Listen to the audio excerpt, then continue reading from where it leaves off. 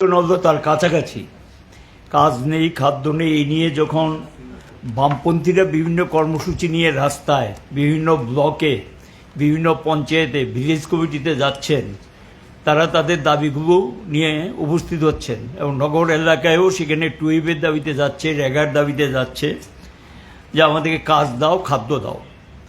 এবং সবচেয়ে ভয়ঙ্কর যে ঘটনাটা, এটা কখনো হয়নি উৎসবের আগে কাজ করিয়ে পয়সা দেওয়া হয়নি। এখনও অধিকাংশ ব্লকে সেই অর্থ তারা পায়নি। এই দাবিতে আমাদের কর্মসূচি নিয়েছিল, সেই কর্মসূচি নিয়ে আমরা রাজ্যের সর্বত্র রাস্তায় নেমেছি এবং মানুষও রাস্তায় নেমেছে।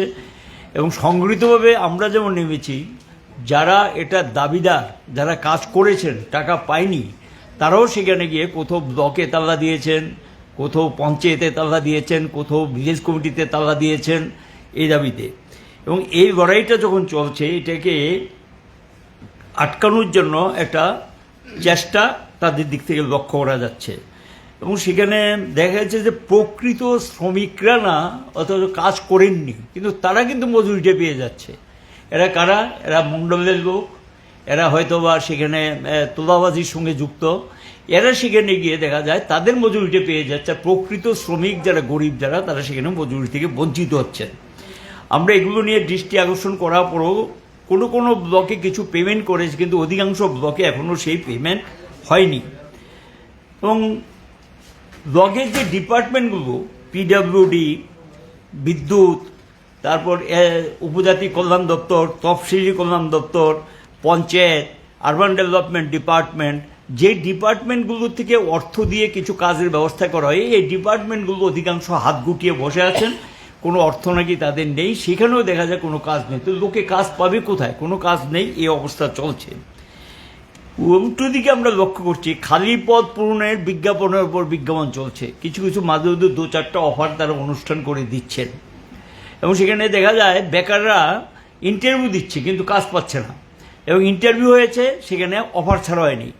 এবং খালি পদ আপনারা দেখেছেন, বিধানসভা যে তথ্য দিয়েছে, 50,000-এর উপর খালি পদ পড়ে আছে। সেই খালি পদগুলো যদি নির্দিষ্ট সময়ে পূরণ না করা হয়, এগুলো সাধারণত বাতিল হয়ে যায় এবং এগুলো অ্যাবলিশড হয়ে যায়, অবলুপ্ত হয়ে যায়। এবং এই অবলুপ্ত হওয়া মানে এগুলো আবার নতুন করে সৃষ্টি হওয়ার কোনো সম্ভাবনা নেই। এমনিতেই কর্মসংস্থানের সুযোগ নেই। এবং সেখানে গিয়ে সেই খালি পদ পূরণের যে সংখ্যাটা, সেই সংখ্যাটা অনুযায়ী যেগুলো আছে নতুন পদ তৈরি না করুক, খালি পদটা পূরণ করা উচিত। এবং তার সঙ্গে নেশা পাল্লা দিয়ে চলছে সারা রাজ্যে। এত নেশা দ্রব্য ধরা পড়ছে, কি হচ্ছে বুঝতে পারছি না। কি বেরিয়ে যাচ্ছে না কি ব্যাপার, এটা তারাই বলতে পারবে। কিন্তু সেখানে এটার বিরুদ্ধে যুবকরা এবং ছাত্ররা যখন রাস্তায়, তারা বিভিন্ন জেলা সদর, বিভিন্ন জায়গাতে এই কর্মসূচি নিয়ে হাজার হাজার যুবক যখন রাস্তায় নামিয়ে তারা লড়াই করছেন, আন্দোলন করছেন, এই অবস্থার মধ্যে এটা চলছে। আর উল্টো দিকে আরেক দিকে যেটা চলছে, পানীয় জল নেই, বিদ্যুৎ নেই। এবং পানীয় জল, বিদ্যুতের দাবিতে আমজনতা যারা বেশ কয়েকদিনে জল পায় না, বিদ্যুৎ পায় না, হয়তো বিদ্যুতের দাবিতে রাস্তা অবরোধ করছেন, অথবা পানীয় জলের দাবিতে রাস্তা অবরোধ করছেন। এই হলো রাজ্যের চেহারা, সামগ্রিক যে চেহারা চলছে। এটা নিয়ে মানুষ দেখা যায় রাস্তায় নেমে তাদের যে ক্ষোভ, এটা অভিব্যক্তি তারা ঘটাচ্ছেন। সাধারণ আইন শৃঙ্খলার দিকে যদি মারপিট, তো একটা নিত্য নৈমিত্তিক ঘটনা। এবং সেখানে দিনের বেলা আগরতলা শহরে চুরি হয় এবং জিনিসপত্র নিয়ে যাচ্ছে, আসামি গ্রেপ্তার হয় না। এবং এগুলো কি চলছে? এবং সেখানে গিয়ে গোটা রাজ্যে একটা নৈরাজ্যের বাতাবরণ চলছে এবং এই নৈরাজ্যের হাত থেকে মানুষ এখন মুক্তি চাইছেন। আমরা এগুলো নিয়ে, আমরা বামপন্থীরও সেখানে উদ্বিগ্ন। নারীরা নির্যাতিত হচ্ছেন, প্রায়শই এটা ঘটনা ঘটছে, কিন্তু সেখানে কোনো আসামি গ্রেপ্তারের কোনো ব্যবস্থা নেই। হাইওয়ে যেগুলো হয়েছে, তৈরি হয়েছে যে হাইওয়েগুলি, সেই হাইওয়েগুলির অবস্থাটা কি? আপনারা যদি এখন যান খোয়াই দিয়ে কমলপুরের রাস্তাটা, বা এখানে যে নতুন, বেশি দিন হয়নি, এই হাইওয়েগুলি এত নিম্নমানের কাজ হয়েছে, এগুলি দেখা যাচ্ছে 1 বছর যাওয়ার পরে সেখানে এবড়ো থেবড়ো অবস্থা এবং সেখানে বিরাট বিরাট গর্ত হয়ে গেছে। এবং মাছের চাষ করা যাবে কোনো কোনো জায়গাতে, এমন গর্ত হয়ে গেছে হাইওয়েতে। তাহলে এই কাজটা খুবই নিম্নমানের হয়েছে, এটা তো হওয়ার কথা না।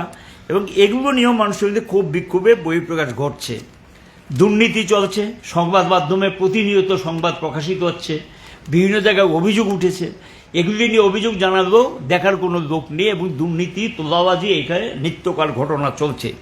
এই পরিস্থিতির মধ্যে মানুষ যখন প্রতিবাদে সোচ্চার রাস্তায় নামতে শুরু করেছেন, বামপন্থীরা যখন রাস্তায় নামতে শুরু করেছেন, এটা সম্পর্কে স্পষ্ট জবাব যেহেতু মানুষকে দিতে পারছেন না, স্পষ্ট উত্তর দিতে পারছেন না, সরকারের কাছে কোনো জবাব নেই, কারণ এটা ব্যর্থ, তারা এই সমস্যার সমাধান দিতে পারছেন না, তখন গিয়ে বল প্রয়োগের পদ্ধতিটা গ্রহণ করেছে।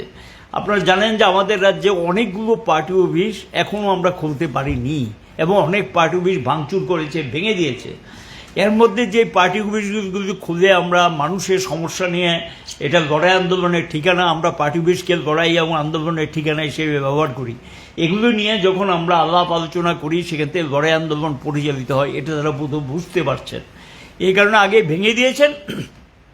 এখন যেগুলো চালু আছে সেগুলো দেখা যায় পর্যায়ক্রমে সেখানে আক্রমণ সংঘটিত করতে শুরু করেছেন। গত 25শে এপ্রিল ধর্মনগরে আমাদের পার্টি অফিস আক্রান্ত হয়েছে, এটা নিয়ে এবার 10 বার হলো। এ পর্যন্ত 2018 পর ধর্মনগর পার্টি অফিস 10 বার আক্রান্ত হয়েছে। এর আগেও বেশ কয়েকবার ভাঙচুর করেছে। একবার একটা পিকেট দেওয়া হয়েছিল, পার্টি অফিসে একটা ফিক্সড পিকেট ছিল, এই পিকেটটা উইথড্র করে নিয়ে গেছেন। পরে দেখা গেল এই পার্টি অফিসটা সেদিন আক্রান্ত হলো, জেরক্স মেশিন, কম্পিউটার, ফার্নিচার, এমনকি কমোড পর্যন্ত যা ছিল, টয়লেটের জিনিসপত্র যা ছিল সব কিছু ভাঙচুর করেছে। সেখানে আমাদের পার্টির নেতৃত্ব 5 জন, বিভাগীয় সম্পাদক সহ 5 জন সাংঘাতিকভাবে প্রহৃত হয়েছেন এবং 2 জনকে আমাদের জিজ্ঞাসা হাসপাতালে চিকিৎসা করাতে হয়েছে। এই হলো ধর্মনগরের চিত্র। পুলিশকে ফোন করার পরও সেখানে পুলিশ সেদিন ফোন ধরেনি এবং পরবর্তী সময়ে এখানে পিএসকিউতে আমরা যখন দৃষ্টি আকর্ষণ করেছি তখন গিয়ে পুলিশ সেখানে গিয়ে প্রায় ঘটনার আধ ঘন্টা পরে গিয়ে পুলিশ সেখানে যায়। ধর্মনগর থানা থেকে কত হবে, 1/2 কিলোমিটার ডিস্টেন্স হবে আমাদের পার্টি অফিস ধর্মনগর থানা থেকে, কিন্তু সেখানে গিয়ে কোনো ব্যবস্থা সেখানে নিলেন না। আমাদের বিভাগীয় সম্পাদক রতন রায়, নিরঞ্জন দেবনাথ, হরকুমার নাথ, বেশ কয়েকজন ইনজুর্ড হয়েছে, তা 3 জন একটু বেশি ইনজুর্ড হয়েছে, 3 জনের নাম আমি আপনাদের সামনে তুললাম। এবং এই ঘটনাটা বেলা 12:30 নাগাদ সেখানে সংঘটিত হয়েছে। একই তারিখে কাজ খাদ্যের দাবিতে ডুকলি ব্লকে একটা ডেপুটেশন ছিল। আমাদের যারা সমর্থক দরদি ডুকলি ব্লকে ডেপুটেশনটা দিয়ে তারা ডুকলি আমাদের যেটাকে আমরা মহকুমা হিসেবে আমরা এটাকে এই কারণে মহকুমা, এটা সরকারি মহকুমা না, পার্টিগতভাবে আমরা এটাকে মহকুমা ডুকলি ব্লকটা নিয়ে এবং মিউনিসিপ্যালিটি এলাকার কাটাখালের দক্ষিণাংশ কি লেনদেন সংক্রান্ত হবে না কি ব্যাপার, এটার সঙ্গে আমাকে হঠাৎ করে বাজারে গিয়ে আমাদের বাজার করতে গিয়েছে, এখানে গিয়ে 5 জনকে আমাদের সমর্থক এবং নেতৃস্থানীয় আছে 1-2 জন, তাদেরকে এমনভাবে মারধর করেছে যেটা চিন্তা করার মতো না। বাজারে গিয়ে কোনো কারণ ছাড়া হঠাৎ করে গিয়ে বাজারে গিয়ে সেখানে মারপিট শুরু করে দিয়েছেন। এই ঘটনাটা সংঘটিত করেছেন 29 তারিখ, এই 29শে এপ্রিল এই ঘটনাটা শান্তির বাজারে সংঘটিত হয়। এবং এখানে দেখা গেল যে 29শে এপ্রিল মান্দায় এই পার্টি অফিসটাও এর আগে 5-6 বার আক্রান্ত হয়েছে, তারপরও পার্টি অফিসটা খুলে আমাদের তারা বসছেন। মান্দাই পার্টি অফিসটা, মান্দাই পার্টি অফিসে গিয়ে সেখানে খুব অর্গানাইজড হয়েছে এবং এই পার্টি অফিসটা আমাদের কাছে খবর হলো স্থানীয় নির্বাচিত যারা আছেন ওই এলাকাতে, তারা মন্ত্রী সহ বিধায়িকা, তারা নানাভাবে তাদের কর্মীদেরকে বলতে শুরু করেছেন এই পার্টি অফিসটা খোলা থাকে কি করে, এটা তো খোলা থাকার কথা না। এই ধরনের উস্কানিমূলক কিছু কথাবার্তা বলেছেন যেগুলো আমাদের কানে এসছে এবং তাদের দলের কর্মীরা এসে আমাদেরকে বলেছে যে এই ধরনের উস্কানি দিচ্ছে। এই প্রসঙ্গে মাসখানেক আগে আমরা থানার দৃষ্টি আকর্ষণ করি এবং এসডিপিও দৃষ্টি দিয়ে নেওয়া হয় যে এই পার্টি অফিসটা ভাঙচুর করার জন্য বা অগ্নিসংযোগ করার জন্য একটা চেষ্টা চলছে, আপনারা এটা নজরে রাখুন। তারা বলছে না, আমরা নজরে রাখবো। আপনারা জানেন যে মান্দাই পার্টি অফিসে যারা মান্দাই গিয়েছেন, এটা একেবারে থানার সামনে, সেন্টি পোস্ট থেকে পার্টি অফিসটা দেখা যায় থানার সামনে। এখানে সঙ্গে একটা ব্যাংকও আছে, এটা পাহারার জন্য কিন্তু সবসময় পুলিশ থাকে ডে নাইট, এই ব্যাংকটাকে পাহারা দেওয়ার জন্য। এটা পার্টি অফিসের সঙ্গে বিল্ডিংয়ের সঙ্গেই। মজার ঘটনা হলো কি, সেই দিন রাত্রে দেখা গেল যে 29 তারিখ রাত্র 11টা নাগাদ বেশ কিছু বাইক নিয়ে তারা ব্লক অফিসের কাছে বাইকগুলো রেখে হেঁটে সেখানে যান, সঙ্গে টায়ার নিয়ে যান, পেট্রোল নিয়ে যান, কিছু বস্তা নিয়ে যান এবং টায়ারগুলো এবং প্রথম গিয়ে গেট ভাঙার চেষ্টা করেন, শেষ পর্যন্ত গেটটাকে ভাঙেন। তারপরে গিয়ে গেটের পাশে যে ফেন্সিং ছিল সেই ফেন্সিংটা, বেড়া যেটা ছিল টিনের বেড়া, সেই টিনের বেড়াটাকে ভেঙে ফেলা হয়।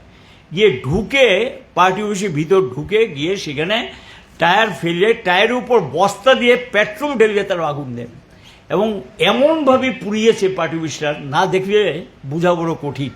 এবং অনেকক্ষণ ধরে সেই অগ্নিসংযোগের কাজ চলে, পার্টি অফিসটাকে সম্পূর্ণ হয়ে এই যে দপ্তরটা, এই দপ্তরটা লোকাল কমিটি অফিস যেমনিতে মান্দায়, তাছাড়াও কিন্তু বিভাগীয় কাজকর্ম এখান থেকে জিরানিয়া বিভাগে যে কাজকর্ম অনেকটা এখান থেকে পরিচালনা করা হতো। এবং এই কারণে এই অফিসটা যাতে খোলা না থাকতে পারে এর জন্য এই ঘটনাটা করেছেন এবং শাসক দলের দুর্বৃত্তরা এই সমস্ত ঘটনাগুলোর সঙ্গে যুক্ত। এবং শাসক দল যখন তার জনবিচ্ছিন্নতা বাড়ছে, মানুষের সমর্থন কমছে, মানুষকে কোনো কিছু রিলিফ দিতে পারছেন না, কোনো জবাব দিতে পারছেন না, তখনই গিয়ে তারা সেখানে গিয়ে স্বৈরাচারী দৃষ্টিভঙ্গি নিয়ে এবং ফেসিবাদী দৃষ্টিভঙ্গি নিয়ে, একদলীয় শাসন ব্যবস্থা কায়েম করার দৃষ্টিভঙ্গি নিয়ে এবং এখানে এই ঘটনা মান্দাইতেও সেখানে তারা সংঘটিত করলেন। এর প্রতিবাদে মানুষ বেরিয়ে এসছেন, বিক্ষোভও করেছেন, ঢুকলিতেও বিক্ষোভ হয়েছে, ধর্মনগরেও বিক্ষোভ হয়েছে এবং সমস্ত সেখানে এটা করে ভাবছেন যে সিপিএম অফিসগুলো বন্ধ করে দেবেন। কিন্তু আমরা এর আক্রমণের মুখে দাঁড়িয়েও আমাদের সাহসী কমরেডরা সেখানে গিয়ে অফিস খুলছেন এবং অফিস খোলা রেখে সেখানে কাজকর্ম পরিচালনা করার চেষ্টা করছেন।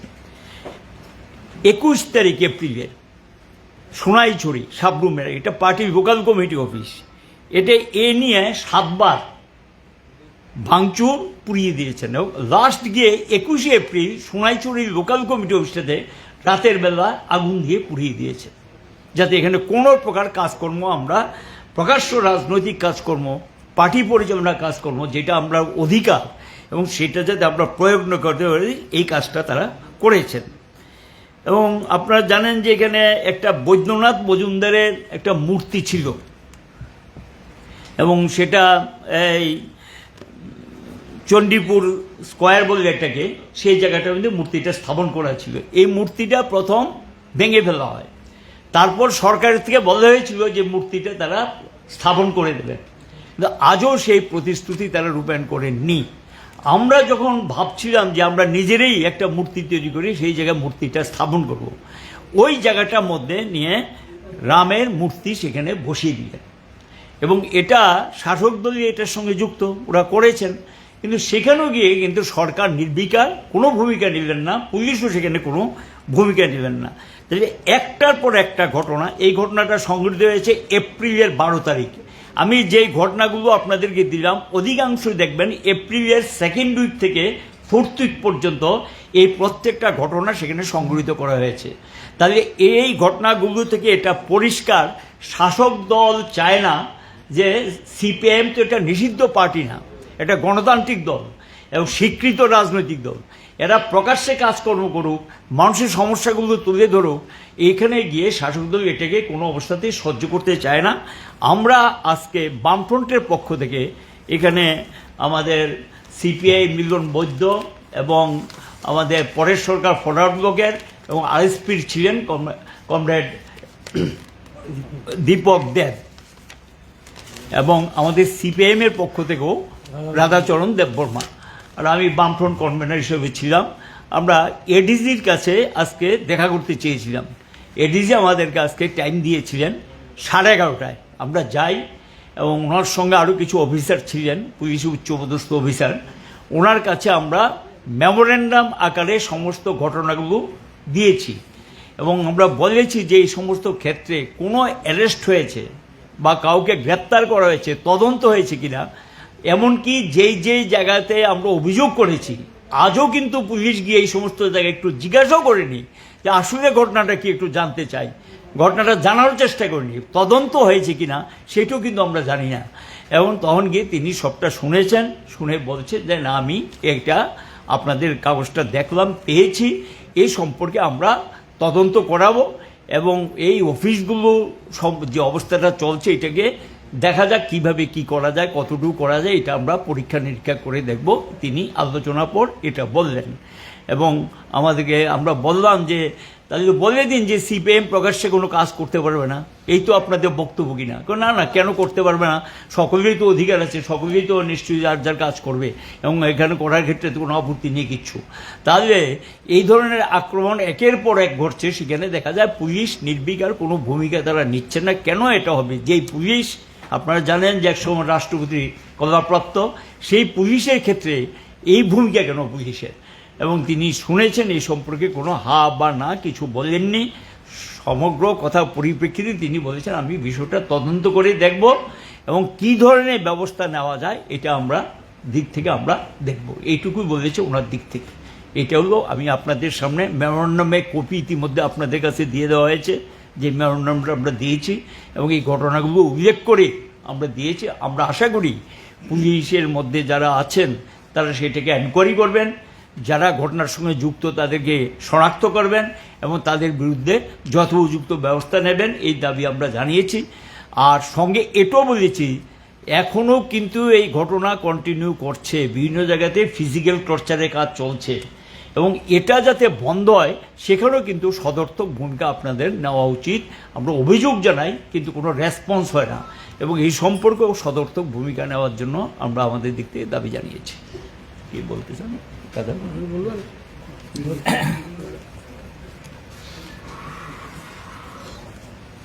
রাধাচরণ দেববর্মা কিছু বলবেন?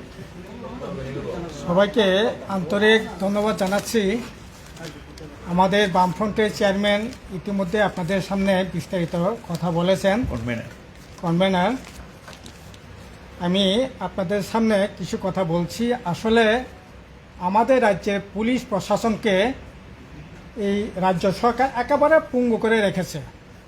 পুলিশকে কোনো ধরনের নিরপেক্ষভাবে কাজ করবার যে সাংবিধানিক যে রাইট, এটাকে কেড়ে নেওয়া হচ্ছে বলেই ধরে নিতে পারি।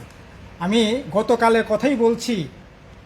গতকাল 1 তারিখ 1 মে 3:30 নাগাদ এই যে সিরাইমোহনপুর থানা এলাকায় ফটিকছড়াতে সেখানে একটা কি মেলা চলছে, সেখানে মেলাতে অবৈধভাবে মণ্ডলের যুব মোর্চা তারা সেখানে কি জান্দি মুন্ডা কি খেলা চালাচ্ছে, সেটাকে বাধা দিতে গিয়ে পুলিশের উপর যে মারমুখীভাবে আক্রমণ করে তাদের উপর ঝাঁপিয়ে পড়েছে। শেষমেশ 2 জন পুলিশ, একজন পুলিশের সাব ইন্সপেক্টর আপনার উত্তম দাস আর একজন পুলিশ কনস্টেবল, তাকে সিধাই হাসপাতালে নিয়ে চিকিৎসা করাতে হয়েছে। এবং এমন ঘটনা, পুলিশ শেষমেশ এফআইআর করতে পর্যন্ত বই পেয়েছে, যদি শেষমেশ আপনার 132, 117, 351 ধারায় আপনার বিএনএস 2023 ধারা অনুসারে 8 জনের নামে 2023 সাল এই ধারা অনুসারে তাদের বিরুদ্ধে 8 জনের বিরুদ্ধে কেস করেছে, এফআইআর করেছে, কিন্তু পুলিশ এখনও ধরতে সাহস করে নাই। এমনকি মজার ঘটনা হলো যার নেতৃত্বে হয়েছে সে হচ্ছে যুব মোর্চার স্থানীয় সভাপতি মান্না ঘোষ, তার বাবা হলো সাতদুপিয়া গ্রাম পঞ্চায়েতের প্রধান স্বপন ঘোষ। থানাতে 7টার সময় গিয়ে শাসিয়ে পুলিশকে বলছে আমার ছেলে মান্না ঘোষের নামে কোনো ধরনের এফআইআর করা যাবে না। সিসি ক্যামেরাতে এখনও অন রেকর্ড আছে। আপনারা যদি জানতে চান, সিসি ক্যামেরা যদি দেখতে চান দেখতে পারবেন। এবং সেই রকমভাবে পুলিশ পর্যন্ত আক্রান্ত হয়ে সেখানে আপনার হাসপাতালে সেখানে ভর্তি হতে হয়েছে। এই রকম ঘটনা ওরা, এটা ভয়ঙ্কর ধরনের অরাজকতা। এই যে মান্দায় যেটা ঘটেছে, থানা থেকে 50 মিটার হবে না। তো আমি তো আমার কনভেনার বলেছেন যে পুলিশ সন্ত্রাসবাদী দমন করেছে, যে পুলিশ গোটা দেশের মধ্যে, এমনকি বর্তমান প্রধানমন্ত্রী যিনি নরেন্দ্র মোদী সাহেব পর্যন্ত প্রশংসা করতে হয়েছে, জানতে চেয়েছিলেন এই রাজ্যে সরকার কি করে সন্ত্রাসবাদীদের দমন করেছে, অভিজ্ঞতা নেওয়ার চেষ্টা করেছে। এটা তো সরকার এককভাবে না, পুলিশ প্রশাসন সরকার জনগণকে সাথে নিয়েই এটা দমন করেছে। পুলিশের ছিল মুখ্য ভূমিকা, কিন্তু এই পুলিশে আজকে এই দৈন্য দশা।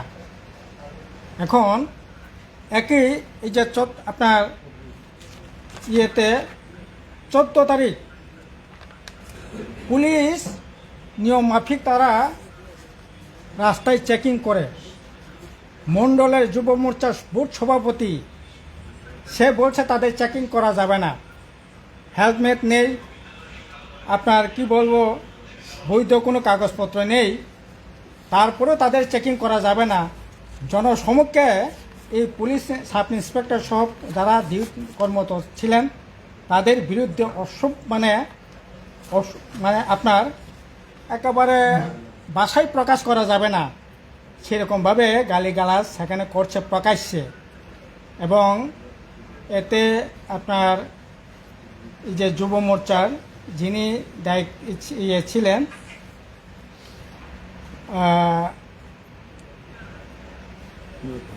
নামটা ভুলে গেছি, সজল দেব, যুব মোর্চার আপনার সভাপতি নাকি স্থানীয় সভাপতি। এই হচ্ছে মানে অবস্থা।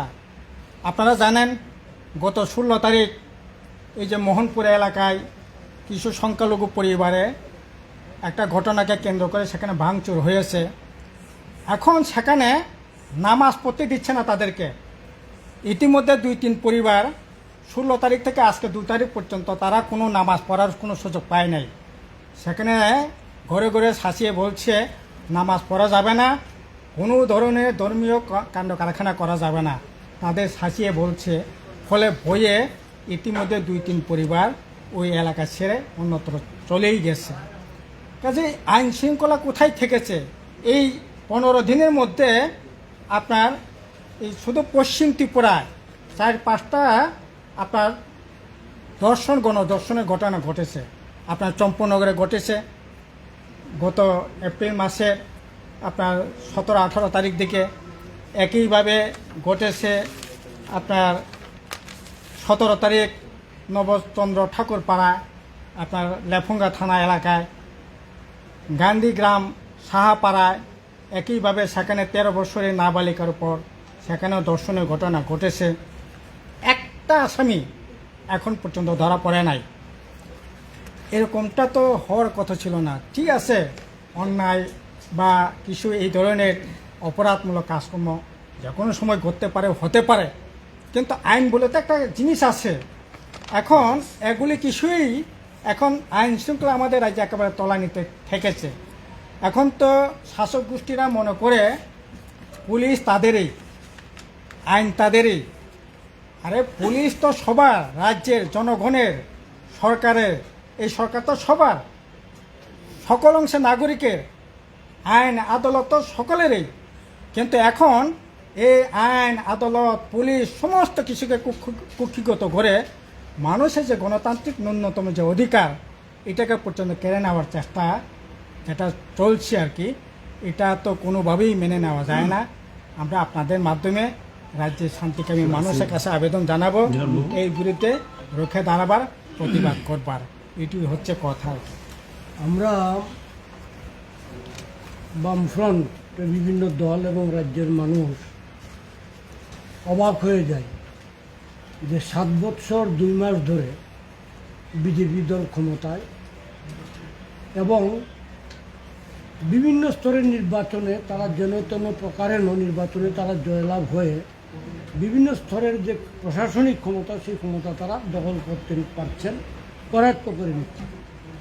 এ সত্ত্বেও দেখা যায় এখনও বামপন্থী বিরোধী অফিস আক্রান্ত করা, ভাঙচুর করা এবং গণতান্ত্রিক পদ্ধতিতে যে লড়াই আন্দোলন মানুষের দাবি দেওয়ার ভিত্তিতে তাকে আক্রান্ত করা, আক্রমণ করা, এই সমস্ত ঘটনা আকসার চলছে। আমাদের বামফ্রন্টের আহ্বায়ক বলেছেন আজকে আমরা যে স্মারকলিপি আমরা দিলাম এই সহ মহানির্দেশক রাজ্য পুলিশের ওনার কাছে, এতে 21 তারিখ থেকে 29 তারিখ পর্যন্ত 8 দিনে 6টা অফিস আক্রান্ত হয়েছে। আর দিনে 600টা অফিস আক্রান্ত হয়েছে, এটা আমরা দিয়েছি আজকে আমাদের মেমোরেন্ডামের কপি, তাতে দেখবেন। আরও আশ্চর্যের বিষয়, 2018 সালে ক্ষমতায় আসার অব্যবহিত পরেই চণ্ডীপুরে যে বৈদ্যনাথ মজুমদারের যে মূর্তি, সেই মূর্তি কে বা কারা রাতে অন্ধকারে ভাঙচুর করে সেখান থেকে এটা সরিয়ে নেয়। তৎকালীন মুখ্যমন্ত্রী বলেছিলেন যে ওইখানে আবার ওনার মূর্তিটা বসানো হবে। আজকে 7 বছর পরে আমরা দেখলাম গত 12ই এপ্রিল এই বেদিটার মধ্যে এখানে রামচন্দ্রের মূর্তি। তো পুলিশ এবং পুলিশের ভারপ্রাপ্ত যিনি মন্ত্রী, তিনি মুখ্যমন্ত্রীও বটে, রাজ্য পুলিশ বের করতে পারলো না যে ওই এলাকাতে মূর্তিটা কে বানিয়েছে। এই মূর্তি তো আর অযোধ্যা থেকে এসে বসেনি, নিশ্চয়ই ওই এলাকার কেউ না কেউ মূর্তি এটা বানিয়েছে। কে বা কাদের নির্দেশে বা তৎপরতায় এই মূর্তিটা হয়েছে, এই তত্ত্বটা যদি বের করা যেত পুলিশের পক্ষে, তাহলে সমস্ত কিছু পরিষ্কার হয়ে যেত যে এদের পক্ষেই বা এদের দ্বারাই বৈদ্যনাথ মজুমদারের মূর্তিটা এখান থেকে ভাঙচুর করা হয়েছিল, সহায়তা হয়েছিল। পুলিশ এটা দেবে। এবং আমাদের বামফ্রন্ট আহ্বায়ক বলেছেন যে বিভিন্ন অফিস এই গত 21 থেকে 29 এপ্রিলের মধ্যে যে 6খানা অফিস আজকে ভাঙচুর করা হয়েছে, তছনছ করে দেওয়া হয়েছে, সবগুলোই দেখা যায় আমতলী থেকে ডুকলি বিভাগীয় অফিস যেটা, এটা দিলচূড়া দূরত্ব, ধর্মনগর থানা থেকে ধর্মনগর মহকুমা অফিস দিলচূড়া দূরত্ব। সব ক্ষেত্রেই দেখা যায় পুলিশকে বলার বহুক্ষণ পরে আসে, যার ফলে দুষ্কৃতিকারীরা যারা অফিস ভাঙচুর করে তারা সহজেই সেই স্থান পরিত্যাগ করে যেতে সক্ষম হয়, যা বলে আসামিদের, অপরাধীদের ধরা যাচ্ছে না। তো সেই ক্ষেত্রে আমরা মহানির্দেশকের সাথে আমরা বলেছি যে পুলিশ শাসক দলের অনুগত হয়ে থাকার জন্য নয়, পুলিশের দায়বদ্ধতা হচ্ছে জনগণের প্রতি।